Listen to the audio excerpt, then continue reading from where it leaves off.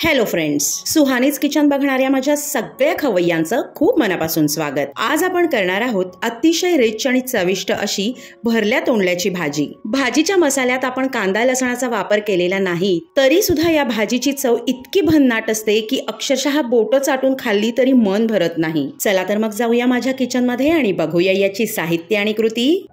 तोंडली शक्यतो कोवळी आणि अशी लांब बघून घ्यावीत। तोंडली चिरताना त्याचा वरचा आणि खालचा देठ काढून घेतलेला आहे आणि भरली वांगी करताना आपण वांग्याला जसे वरून 4 कट देतो, अगदी सेम तसेच 4 कट याला सुद्धा वरून दिलेले आहेत। चिरण्याआधी तोंडली मी स्वच्छ धुवून पुसून घेतली होती। आता चिरलेली ही तोंडली मिठाच्या पाण्यात 10 ते 15 मिनिटं बुडवून ठेवायची आहेत, म्हणजे याचा आतमध्ये जो काही चीक असतो तो सुद्धा निघून जाईल। 15 मिनिटं तोंडली भिजतायत तोपर्यंत आपण याचा मसाला तयार करून घेऊया। त्यासाठी इथे एका पॅन मध्ये मी घेतलेला आहे 3 मोठे चमचे भरून सुक्या खोबऱ्याचा कीस, 1 मोठा चमचा भरून पांढरे तीळ, 1 मोठा चमचा भरून धणे, 1 लहान चमचा जिरे आणि हे सगळं मंद आचेवर खरपूस खमंग सुगंध सुटेपर्यंत परतून घ्यायचं आहे। तुमच्याकडे जर अख्खे धणे नसतील तर नंतर मसाला कालवताना त्यात 1 मोठा चमचा भरून धणे पावडर घातली तरीही चालेल। हे असं मस्त लालसर झाल्यानंतर गॅस बंद करायचा आहे आणि थंड करून मिक्सरच्या भांड्यात घालून याची अगदी बारीक पूड करून घ्यायची आहे। आता यात घालायचा आहे अर्धी ते पाऊण वाटी ओल्या नारळाचा चव। एक मध्यम आकाराचा नारळ फोडल्यानंतर त्याची जी अर्धी कवड उरते त्याचा हा खोवून घेतलेला चव आहे। पाणी अजिबात न घालता हे छान बारीक वाटून घेतलेलं आहे। हे तयार वाटण एका मोठ्या थाळ्यात काढून घेऊया। यातच घालायचं आहे 4 मोठे चमचे भाजलेल्या शेंगदाण्याचं भरड कूट, 1.5 मोठे चमचे भरून गोडा मसाला। तुमच्याकडे गोडा मसाला नसेल तर तुमचा रोजचा साठवणीतला मसाला किंवा मग गरम मसाला घातलात तरीही चालेल। 1 टीस्पून लाल मिरची पावडर आणि चवीनुसार मीठ घालायचं आहे। 1 टीस्पून लिंबाचा रस आणि त्याचा आंबटपणा बॅलन्स करण्यासाठी थोडासा गूळ घालायचा आहे। सगळा मसाला मिळून यावा यासाठी 1 टेबलस्पून तेल घालायचं आहे। थोडीशी बारीक चिरलेली कोथिंबीर घालून मसाला हाताने एकजीव करून घेऊया। आंबट गोड तिखट चमचमीत असा हा मसाला भरून तयार केलेली भरली तोंडली एकदा नक्की करून बघा। ही रेसिपी माझी लाडकी आणि सुगरण मैत्रीण अस्मिता जोशी हिची आहे। भरवा मसाला तयार आहे आणि तोंडली सुद्धा मिठाच्या पाण्यातनं काढून पुसून घेतलेली आहेत। आता एक तोंडल्यामध्ये हा मसाला अशा पद्धतीने भरून घ्यायचा आहे। सगळ्या तोंडल्यांमध्ये मसाला भरून झालेला आहे आणि जो थोडासा मसाला उरलाय तो आपण ग्रेव्हीसाठी वापरणार आहोत। ही भाजी आपण झटपट कुकरमध्ये करणार आहोत।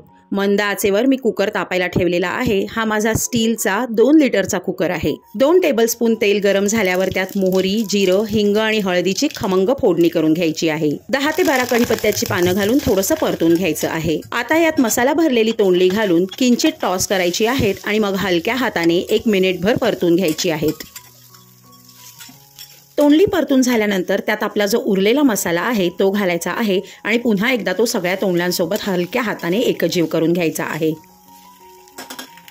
आता यात घालायचं आहे 1 भांडं भरून गरम पाणी। मिक्सरच्या भांड्यात मसाला वाटला होता त्यातनं पाणी खंगाळून गरम करून घेतलेलं आहे। हलकेच मिक्स करून घेऊया। यानंतर कुकरचं झाकण लावून मध्यम आचेवर 2 शिट्ट्या करून घ्यायच्या आहेत।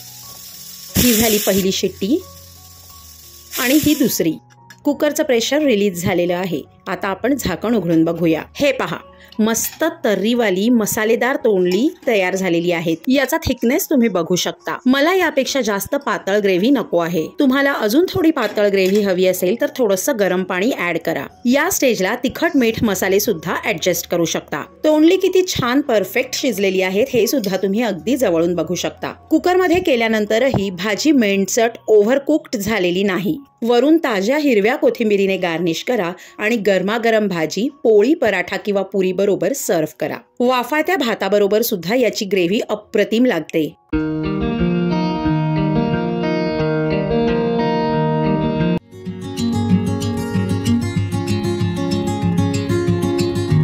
आज आपण करणार आहोत काजू आणि तोंडल्याची मंगलोरियन स्टाईल सुकी भाजी। ही भाजी अगदी कमी साहित्यात झटपट होते आणि अतिशय रुचकर लागते। चला तर मग जाऊया माझ्या किचन मध्ये आणि बघूया याची साहित्य आणि कृती।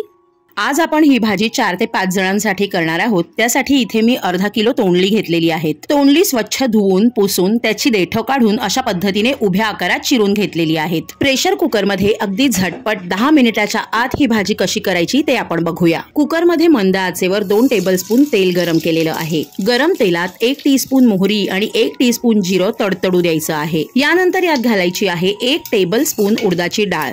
डाळ मी रुमालावर चांगली पुसून घेतलेली आहे। सोनेरी रंगावर डाळ परतून घेतली की भाजीत अतिशय खमंग लागते। पाव टीस्पून हिंग आणि अर्धा टीस्पून हळद घालायची आहे। फोडणीत किंचित परतून घेऊया। 10 ते 12 कढीपत्त्याची पानं घालायची आहेत आणि 7 ते 8 मिरच्या मध्ये स्लिट करून घालायच्या आहेत। लाल मिरची पावडर न घालता ओल्या हिरव्या मिरचीच्या फोडणीवर ही भाजी फार सुरेख लागते। 1 मिनिटभर परतून घेऊया। आता यात घालायचे आहेत 100 ग्रॅम काजू। ट्रेडिशनली या भाजीत ओला काजूगर घातला जातो, पण तो सीझनल असतो, नेहमी मिळत नाही। आपल्या रेग्युलर वापरातला काजू घालून सुद्धा ही भाजी अतिशय चविष्ट लागते। काजूंवर हलके सोनेरी डाग पडेपर्यंत परतून घ्यायचे आहेत। 1 मोठा चमचा भरून आल्याचा कीस घालायचा आहे। चिरून ठेवलेली तोंडली घालून सगळं पुन्हा एकदा फोडणीत 2 मिनिटं परतून घ्यायचं आहे।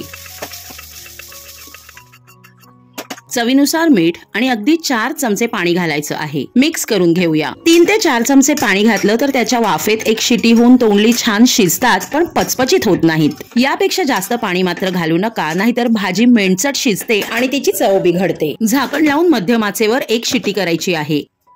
1 शिट्टी होऊन कुकरचं प्रेशर निवलेलं आहे। आपण झाकण उघडून बघूया। हे पहा, भाजी मेणचट न होता छान मोकळी शिजलेली आहे। कुकर पुन्हा एकदा मंद आचेवर गॅसवर ठेवलेला आहे। आता यात घालायचा आहे 1 टीस्पून सांबार मसाला। मसाला कोणत्याही ब्रँडचा वापरला तरीही चालेल। 1 वाटी भरून ओल्या नारळाचा चव आणि 1 टीस्पून लिंबाचा रस घालायचा आहे। सगळं मिक्स करून घेऊया। सणासुदीच्या नैवेद्याच्या स्वयंपाकात कांदा लसूण विरहित सुकी भाजी काय करावी हा प्रश्न पडला तर ही भाजी नक्की करून पहा। अचानक आलेल्या पाहुण्यांसाठी झटपट होणारी अत्यंत रुचकर आणि शाही चव असलेली ही भाजी बेस्ट ऑप्शन आहे। मुलांच्या आणि मोठ्यांच्या टिफिन साठी सुद्धा उत्तम आहे। हे पहा, भाजी किती छान शिजलेली आहे, पण मेंढचट झालेली नाही। गरमागरम भाजी पोळी, पुरी किंवा पराठ्यासोबत सर्व्ह करा। सो फ्रेंड्स, हा व्हिडिओ तुम्हाला आवडला असेल तर त्याला लाईक करा, तुमच्या फॅमिली आणि फ्रेंड्स सोबत शेअर करा आणि अशाच इनोव्हेटिव्ह रेसिपीज बघण्यासाठी सुहानीज किचनला सबस्क्राईब करा।